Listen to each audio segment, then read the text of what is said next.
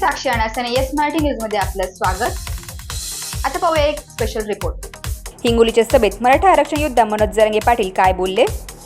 विदर्भातील मराठे शेती करतात, त्यांना कुणबी म्हणून आरक्षण, मग इतर भागातील मराठ्यांना आरक्षण का नाही?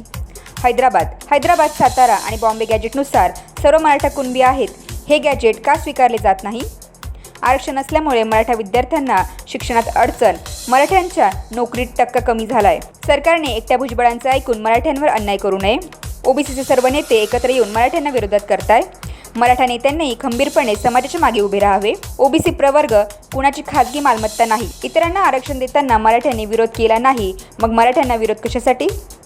मराठा अभ्यासकांनी आपली नाराजी मीडियासमोर जाहीर करू नये, आपापसात चर्चा करावी।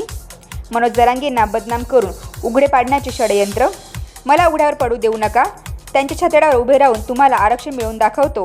सरकारने आरक्षण दिले नाही तर मराठा समाजाची बैठक घेऊन 288 जागा लढवायच्या की पाडायच्या याचा निर्णय घेणार। मराठ्यांच्या विरोधात काम करणारा एकही नेता यापुढे निवडून येणार नाही, याची खबरदारी मराठ्यांनी घ्यावी।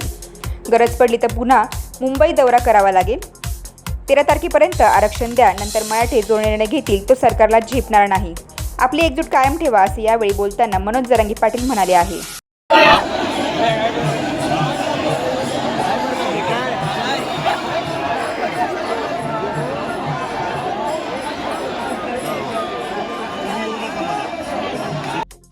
अशाच प्रकारच्या ताज्या घडामोडींसाठी Yes Marathi news YouTube channel share करा, सबस्क्राईब करा, लाईक करा आणि पाहत राहा येस मराठी न्यूज।